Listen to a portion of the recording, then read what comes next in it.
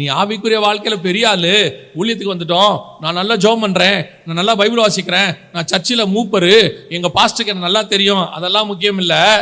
நீ விழித்திருக்கியான்றதான் முக்கியம். உனக்குள்ள இருக்கிற குறை என்னன்னு தெரியுமா? உன் என்ன அணைதான் தெரியுமா? உனக்குள்ள இருக்கிற ஆவிக்குரிய வாழ்க்கையோட ஸ்டாண்டர்ட் உனக்கு தெரியுமா? எதை பத்தியாவது கொஞ்சமாவது யோசிக்கிறீங்களா? இன்னைக்கு நாம எல்லாருமே எப்படி இருக்கிறோம்? நித்திரை மயக்கம். ஆனா நமக்கு என்னது? நாங்க எதிர்கொண்டு போயிட்டோம். நாங்க ரெடியா தான் இருக்கிறோம். எங்க கையில தீவட்டி இருக்குது. ஆண்டவர் சொன்னாரு, தீவட்டி இருக்கிறது நல்லது, எண்ணெய் இருக்கிறது நல்லது, விழித்திருக்கிறது அதை விட முக்கியம். அதனால்தான் இயேசு சொல்றாரு, விழித்திருந்து ஜெபம் பண்ணுங்கள். மணவாளனை சந்திக்க ஆயத்தப்படுதல் என்று சொன்னால் என்ன அர்த்தம் அப்படின்னா, நீ வஸ்திரத்தை போட்டுக்கொண்டு எதிர்கொண்டு போவது மட்டும் அல்ல, ரெண்டும் ஒண்ணுதான். போகாதவனுக்கும் போனவனுக்கும் என்ன வித்தியாசம்? ஒரு குரூப் போச்சு, ஒரு குரூப் போகல. ஆனால் போகாதவனும் கதவு அடைக்கப்பட்டவன் தான், போயும் கதவு அடைக்கப்பட்ட ஒரு குரூப் இருக்குது.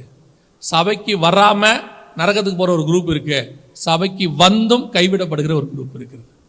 சர்ச்சுக்கு வந்ததுனால மட்டும் நீங்க என்ன செஞ்சிட முடியாது? வருகையில போயிட முடியும்னு சொல்ல முடியாது. இயேசுவை தெரிஞ்சதுனால மட்டும் வருகையில போயிடும்னு சொல்லிட முடியாது.